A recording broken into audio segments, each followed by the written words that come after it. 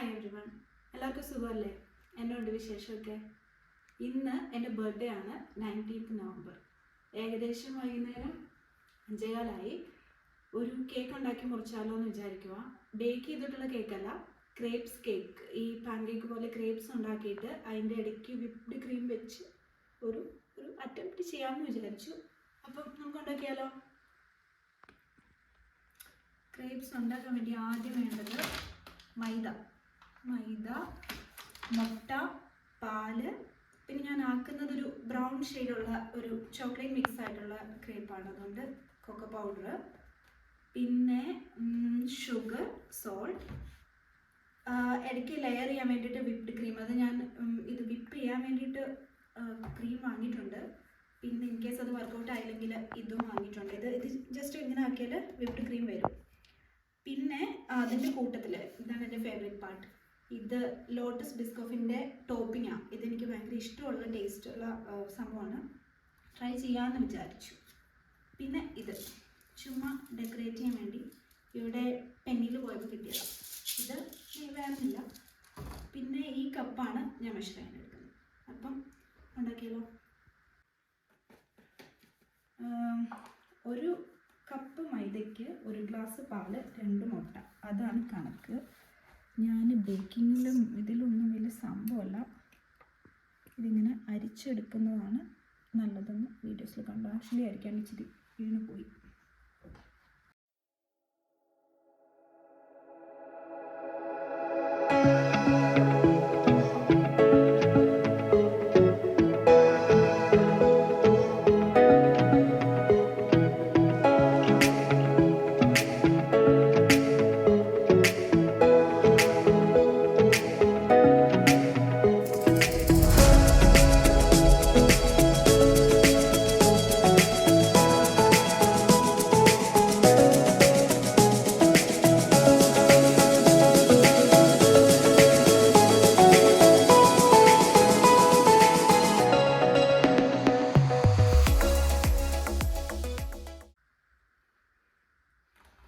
ഇനി ബാക്കി dry ingredients ഒക്കെ ഒരുമിച്ച് മിക്സ് ചെയ്യാൻ നല്ലത്.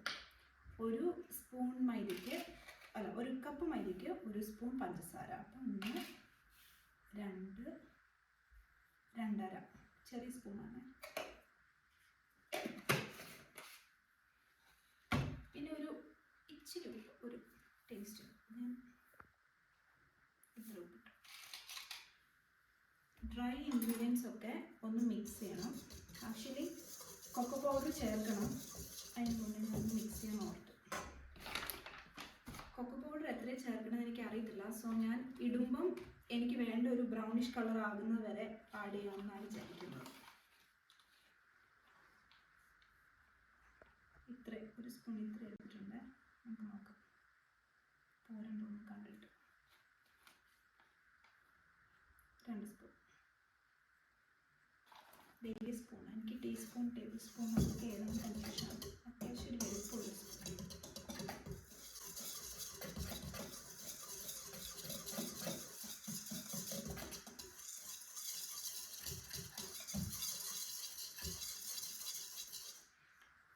ഇതൊരു കളർ കണ്ടിട്ട് എനിക്ക് കുറച്ചുകൂടെ കൊക്കോ പൗഡർ വേണം തോന്നുന്നതാണ്, അതുകൊണ്ട് ഞാൻ 1 സ്പൂൺ കൂടെ ഇടുന്നുണ്ട്.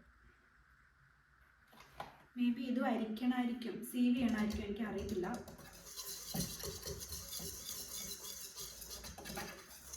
ആക്കി നോക്കാം. ഇപ്പോൾ ഏകദേശം ഈ ഒരു ബ്രൗണിഷ് കളറായിട്ടുണ്ട്. ഒന്ന് അടുത്തൊന്ന് കാണിക്കുന്നത്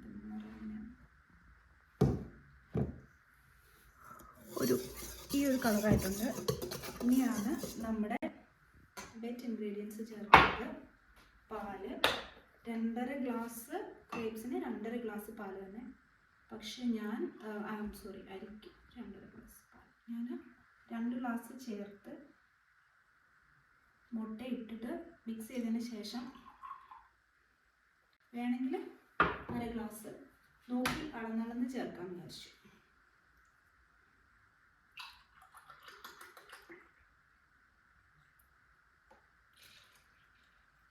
രണ്ട് ഗ്ലാസ് പാലായി. മുട്ട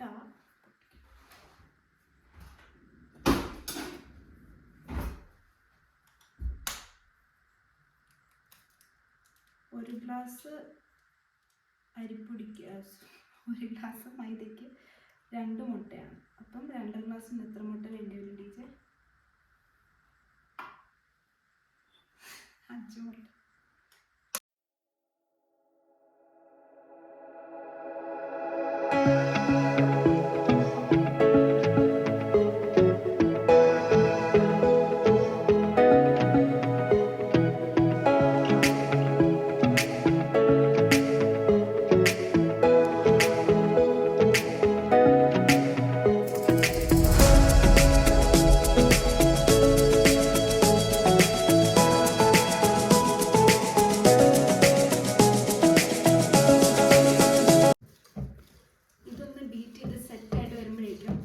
രാത്രി 12 മണിക്ക് DJ എനിക്കൊരു കുഞ്ഞി സർപ്രൈസ് പോലെ ചെറിയ ഒരു കപ്പ് കേക്കിൽ തിരിയൊക്കെ കത്തിച്ച് അതിൻ്റെ ചെറിയൊരു ക്ലിപ്പിംഗ്സ് എല്ലാം കണ്ടിട്ടു. ഇപ്പം റെക്കോർഡിംഗ് ആണ്.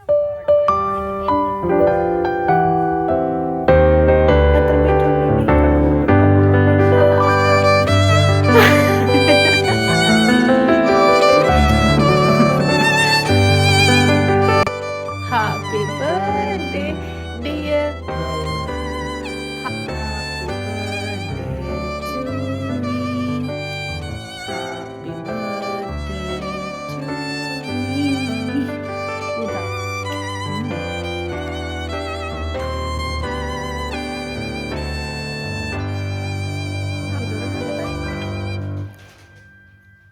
ക്രിസ്മസ് തീമിലുള്ള ക്യാൻഡിൽ. എൻ്റെ ഫേവറേറ്റ് ബിസ്ക്കറ്റ്. ഇതാണ് ഹൈലൈറ്റ്. ഇത് ലവ് ലെറ്റർ എഴുതിയില്ലേ? പിടിക്കും ഞാൻ പിടിക്കും പ്ലീസ് പ്ലീസ്. നമ്മൾ കിളവന്മാരാകുമ്പോൾ ഇതൊക്കെ മെമ്മറി ആയിട്ട് കാണത്തുള്ളൂ. ലവ് ലെറ്റർ വിത്ത് ഡ്രോയിങ്. ലെറ്റർ ഞാൻ മാത്രം വെച്ചോളൂ. അപ്പോൾ എല്ലാവരും DJ തന്ന കുഞ്ഞി സർപ്രൈസ് വീഡിയോ കണ്ടോ? ഇനി നമുക്ക് ക്രേപ്സ് ഉണ്ടാക്കാം. ബാറ്റർ റെഡി ആയിട്ടുണ്ട്. എനിക്ക് ബാറ്ററിന് ഒത്തിരി മധുരം വേണ്ട.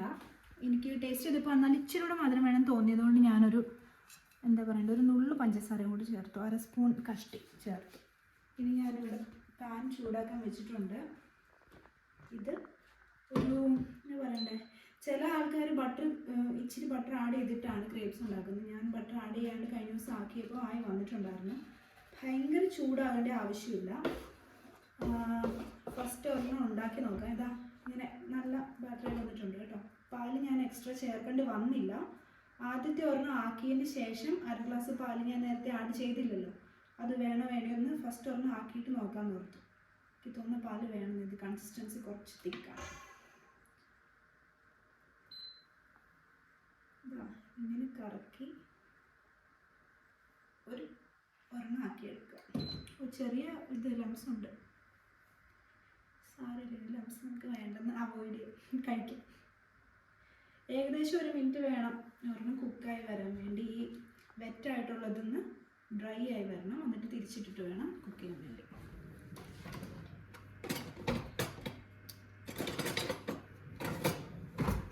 ഇങ്ങനെയൊക്കെ ഇരിക്കും കേട്ടോ. ഞാൻ കണ്ട എല്ലാ വീഡിയോസിലും ഇങ്ങനെയൊക്കെ തന്നെ ഇരിക്കുന്നത്. ഇതിലും പെർഫെക്റ്റ് ആയിട്ട് എനിക്കാക്കാൻ അറിയത്തില്ല. ഇത്രയാണ് എൻ്റെ കഴിവ്. ഭയങ്കര ഓവർ ഹീറ്റിൽ ചെയ്യണമെന്നുമില്ല, ചെറിയ തീയിൽ കുക്ക് ചെയ്താൽ മതി. സൈഡൊക്കെ ഇച്ചിരി വിട്ട് വരുന്നുണ്ട്. അപ്പം മറിച്ചിടാം. എന്താ ഇച്ചിരി കൂടെ ബ്രൗൺ ആയാലും കുഴപ്പമില്ല, ഇങ്ങനെയാണെങ്കിലും കുഴപ്പമില്ല. അതൊക്കെ സ്വന്തം ഒരു എങ്ങനെ എല്ലാവർക്കും സ്വയം ഇഷ്ടപ്പെടുന്ന എങ്ങനെയാണോ അങ്ങനെ. ഇത് ക്രേപ്സ് മാത്രമാക്കി കഴിക്കാനാണെങ്കിൽ ആക്ച്വലി കൊക്കോ പൗഡറിൻ്റെ ആവശ്യമില്ല. കൊക്കോ പൗഡർ ഒഴികെ ബാക്കിയുള്ളതെല്ലാം ചെയ്തിട്ട് ഈ ക്രേപ്സിൻ്റെ മുകളിൽ കുറച്ച് ന്യൂട്ടെല്ല തേച്ചിട്ടും പിന്നെ ബനാന സ്ട്രോബെറി ഒക്കെ വെച്ച് കഴിക്കാൻ അടിപൊളിയാണ്. എൻ്റെ ഫേവറേറ്റ് സംഭവമാണ്. ഇവിടെ ക്രിസ്മസ് മാർക്കറ്റൊക്കെ വരുമ്പം എപ്പോഴും ക്രേപ്സ് വിൽക്കാൻ വെച്ചിട്ടുണ്ടായിരിക്കും. ഞാൻ എപ്പോഴും പോയി വാങ്ങി കഴിക്കും. പക്ഷേ ഇത് ഉണ്ടാക്കാൻ അത്ര സിമ്പിളാണ് ഞാൻ ഈയിടെയാണ് ചിന്തിച്ചത്. ഏകദേശം ഒരെണ്ണം ആയിട്ടുണ്ട്. അപ്പം ബാക്കി മൊത്തം ചൂടട്ടെ. ഇച്ചിരിയെങ്കിലും ഒരു തിക്നെസ് വേണം, ഒരു കേക്ക് പോലെ ആക്കാനല്ല. അപ്പോൾ അത്രയും കട്ടിയാകുന്ന വരെ ഞാൻ മാക്സിമം ചൂടുമായിരിക്കും. എനിക്ക് തോന്നുന്നില്ല ഞാൻ പാൽ ആഡ് ചെയ്യുന്നു. ഇത് മതി. അപ്പം 2.5 ഗ്ലാസ് മൈദയ്ക്ക് 2 ഗ്ലാസ് പാലാണ് ഞാൻ ആഡ് ചെയ്തത്. അപ്പോൾ നമ്മുടെ ക്രേപ്സൊക്കെ ആയിട്ടുണ്ട്. എല്ലാം ഫുൾ ബാറ്റർ ഞാൻ യൂസ് ചെയ്തു. ഇത്രയും വേണ്ടി വരുമോ, ഇടയ്ക്ക് വിപ്ഡ് ക്രീം ഇങ്ങനെ നിറച്ച് വരുമ്പോൾ ഇത്രയും കേക്ക് വേണ്ടി വരുമെന്ന് അറിയില്ല. പക്ഷേ ഇത്ര ഒരു ഹൈറ്റുള്ള കേക്ക് കിട്ടിയാൽ കൊള്ളാം. ഇനി തണുക്കണം. ഇത് തണുത്ത് കഴിഞ്ഞാൽ മാത്രം നമുക്ക് ഇടയ്ക്ക് ക്രീം തേക്കാൻ പറ്റത്തുള്ളൂ. അപ്പം കുറച്ച് നേരം വെച്ച് ഇതൊന്ന് തണുത്തതിന് ശേഷം നമുക്ക് ബാക്കി കണ്ടിന്യൂ ചെയ്യാം. അതിൻ്റെ ഇടയ്ക്ക് ഞാൻ വിപ്ഡ് ക്രീം ഉണ്ടാക്കട്ടെ. നമുക്ക് വിപ്ഡ് ക്രീം ഉണ്ടാക്കാം. കുറച്ച് നേരം 4 മണിക്കൂർ ഫ്രിഡ്ജ് വെച്ചിട്ട് തണുപ്പിക്കണം. അതിന് ശേഷമാണ് യൂസ് ചെയ്യേണ്ടത്. ഞാൻ ആക്ച്വലി ഫ്രിഡ്ജ് ഒക്കെ മറന്നു പോയതുകൊണ്ട് കുറച്ച് നേരം മുന്നേ ഫ്രീസറിൽ വെച്ചിട്ട് തണുപ്പിച്ചിട്ടുണ്ട്. മതിയായിരിക്കുമെന്ന് വിചാരിക്കുന്നു. നോക്കാം. പിന്നെ ഈ വിപ്ഡ് ക്രീം ആദ്യമായിട്ട് ഉണ്ടാക്കുന്നതുകൊണ്ട് ഇൻ കേസ് ഇത് സക്സസ്ഫുൾ ആയില്ലെങ്കിൽ അതിലേക്ക് മറ്റേ ഞെക്കിയാൽ വരുന്ന വിപ്ഡ് ക്രീം ഉണ്ട്.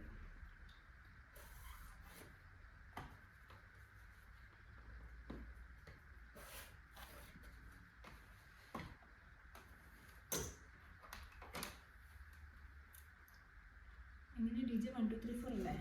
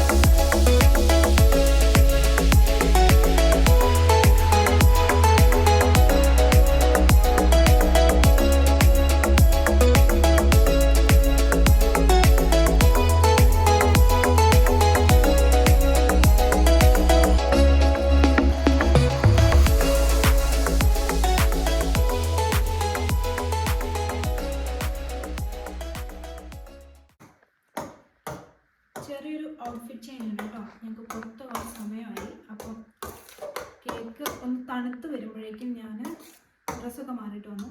ഇവിടെ പുറത്ത് എനിക്കൊന്ന് -1 കൊണ്ടാണ് ടെമ്പറേച്ചർ. അപ്പം ബാൽക്കണിയുടെ ഡോർ തുറന്ന് കുറച്ച് നേരം വെച്ചപ്പോൾ നല്ല ഐസ് കോൾഡായിട്ട് വന്നിട്ടുണ്ട്. ഇനി നമ്മൾ ഒരെണ്ണം ഇടും. ആക്ച്വലി യൂഷ്വൽ ക്രേപ്സിനെക്കാൾ ഇച്ചിരി കൂടെ കട്ടിക്കാണ് ചെയ്തിരിക്കുന്നത്. ക്രേപ്സ് യൂഷ്വലി ഇച്ചിരി നല്ല തിന്നാണ്. ഇതിങ്ങനെ കേക്ക് പോലെ ആക്കുന്നതുകൊണ്ട് തൽക്കാലം ഒരു പൊടിക്ക് കട്ടി കൂട്ടിയിട്ടുണ്ട്. പിന്നെ ഇതിലേക്ക് ലോട്ടസിൻ്റെ ക്രീം ആഡ് ചെയ്തപ്പം ആക്ച്വലി വിപ്ഡ് ക്രീമിൻ്റെ ലുക്കൊന്ന് മാറിപ്പോയി. പക്ഷെ പ്രതീക്ഷ കൈവിടാണ്ട് ഇത് തേച്ചുകൊണ്ടിരിക്കുകയാണ്. ഇതിങ്ങനെ തേച്ച് ഫുൾ ഒരു ലെയർ ആക്കിയിട്ട് ഞാൻ കാണിച്ചു തരാം കേട്ടോ. ആക്ച്വലി നമ്മൾ ഈ വിപ്ഡ് ക്രീമും ലോട്ടസും കൂടെ മിക്സ് ചെയ്താക്കില്ലേ, അത് ലോട്ടസിൻ്റെ ക്രീം തേച്ചപ്പോൾ എന്തോ ഒരു പിരിപിരിന്നായ പോലെ. ഇത് എന്താ തേക്കുമ്പോൾ മനസ്സിലാവും. കറക്റ്റ് ഒന്നും അപ്ലൈ ചെയ്യാനും പറ്റുന്നില്ല. ആ ടെക്സ്ചർ കംപ്ലീറ്റ്ലി മാറിയ പോലെയുണ്ട്. പക്ഷെ ഞാൻ റെഫർ ചെയ്ത വീഡിയോയിൽ സ്റ്റിൽ ക്രീമി ആയിരുന്നു. എന്താ പറ്റിയെന്ന് അറിയില്ല. ടെമ്പറേച്ചർ പക്ഷേ ഇവിടെ കോൾഡാണ്. അതുകൊണ്ട് ഒരു ചെറിയ കാര്യം ചെയ്യാമെന്ന് വിചാരിച്ചു. വിപ്ഡ് ക്രീം വാങ്ങിയിട്ടുണ്ടല്ലോ, അതുകൊണ്ട് ഇച്ചിരി ഇങ്ങനെ തേക്കും. എന്നിട്ട് അതും കൂടെ ഒന്ന് തേച്ച് കൊടുക്കും. ഇങ്ങനെ തൽക്കാലം ഇന്നോവേറ്റീവായിട്ട് ചെയ്യാമെന്ന് ഞാനും DJയും കൂടി തീരുമാനിച്ച് ഇങ്ങനെ ചെയ്യുന്നുണ്ട്. എന്താവും നമുക്ക് നോക്കാം. അങ്ങനെ ലാസ്റ്റത്തെ ക്രേപ്പ് വെച്ചിട്ടുണ്ട്. ഇതൊന്ന് ക്രീം നല്ലപോലെ തേച്ച് ലാസ്റ്റത്തെ തൊട്ടുമുണ്ട്. ആക്ച്വലി ഞാൻ കണ്ട റെഫറൻസ് വീഡിയോയിൽ കട്ട് ചെയ്യുമ്പം ഈ ബ്രൗൺ കളർ വൈറ്റ് കളർ അങ്ങനെ നല്ല ലെയർ ആയിട്ട് കിട്ടുമായിരുന്നു. ഇപ്പം ഇതങ്ങനെ കിട്ടുമെന്ന് എനിക്ക് വലിയ പ്രതീക്ഷയില്ല. പക്ഷെ ടേസ്റ്റ് ഉണ്ടായിരിക്കും എന്നൊരു പ്രതീക്ഷയുണ്ട്. അപ്പം ലാസ്റ്റ് ക്രേപ്പും വെച്ചു. ഇനി സൈഡൊന്ന് ഡെക്കറേറ്റ് ചെയ്ത് കുറച്ച് ഇങ്ങനെയൊക്കെ ചെയ്യാം. കേക്ക് ഡെക്കറേറ്റ് ചെയ്യാൻ വേണ്ടി ഞാൻ ലോട്ടസ് ബിസ്കോഫിൻ്റെ ആ ടോപ്പിംഗ് തന്നെ എടുത്തിട്ട് മൈക്രോവേവിൽ ചെറുതായിട്ടൊന്ന് ചൂടാക്കിയപ്പം ഇങ്ങനെ ലിക്വിഡി ആയി കിട്ടി. അത് വെച്ചാണ് ഞാൻ മെയിനായിട്ട് ഡെക്കറേറ്റ് ചെയ്തത്. പിന്നെ ഞാൻ നേരത്തെ പെന്നിയിൽ നിന്ന് വാങ്ങിയ ഒരു ഒരു എന്താ പറയണ്ടേ ഈ സംഭവം അത് കാണിച്ചായിരുന്നല്ലോ, അതും യൂസ് ചെയ്ത് ഡെക്കറേറ്റ് ചെയ്തു. കേക്ക് ഞാൻ കഴിച്ചതിന് ശേഷമാണ് ഇപ്പം ഈ റെക്കോർഡ് ചെയ്യുന്നത്. കേക്ക് അടിപൊളിയായിരുന്നു, നല്ല ടേസ്റ്റ് ഉണ്ടായിരുന്നു. ബിസ്കോഫിൻ്റെ നല്ല ഫ്ലേവർ ഉണ്ടായിരുന്നു. ഒരു കാര്യം മാത്രം ചേഞ്ച് ചെയ്യാൻ വിചാരിക്കുവാണെങ്കിൽ ചേഞ്ച് ചെയ്യാൻ പറ്റുന്നത് കുറച്ചും കൂടി സ്വീറ്റ് ആകുമായിരുന്നു. ഞങ്ങൾ പൊതുവേ ആർക്കും അത്ര മധുരം ഇഷ്ടമല്ല. എന്നാലും ഒരു കേക്ക് കഴിക്കുമ്പോൾ ഉള്ള ഒരു മധുരം ഉണ്ടല്ലോ, അതിന് വേണ്ടിയിട്ട് കുറച്ചും കൂടി ഷുഗർ ആകുമായിരുന്നു. അങ്ങനെയാണ് എനിക്ക് തോന്നിയത്.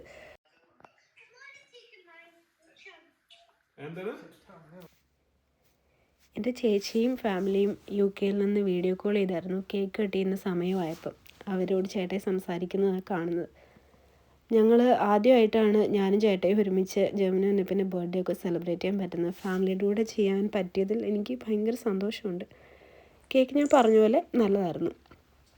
പിന്നെ ആദ്യത്തെ കുറച്ച് ഫോട്ടോസ് എടുക്കലും പോസിങ്ങും ഒക്കെ കാണുന്നത്.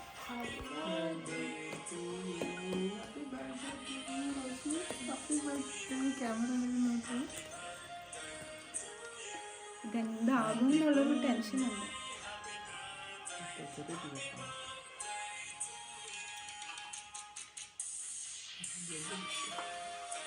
എനിക്കറിയില്ല എന്താ ചെയ്യേണ്ടത്.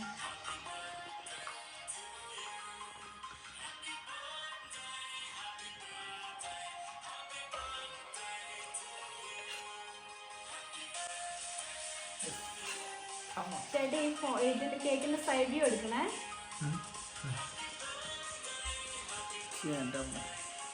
ഭംഗിയുണ്ടോ?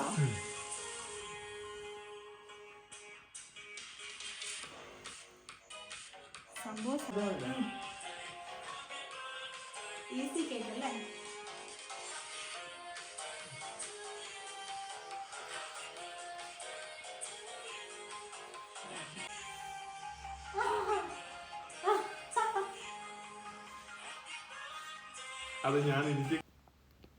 അങ്ങനെ അറ്റംപ്റ്റ് സക്സസ്ഫുള്ളായി.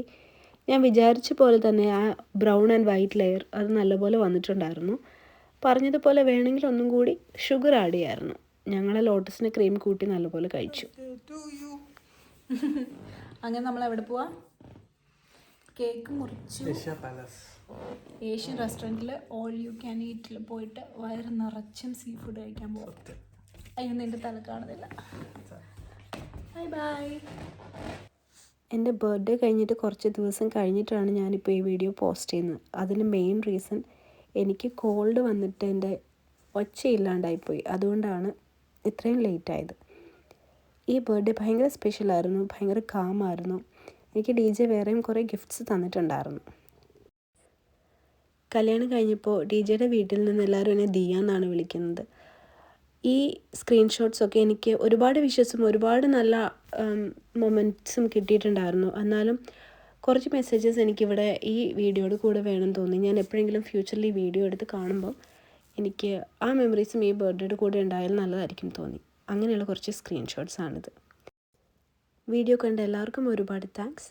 Bye bye.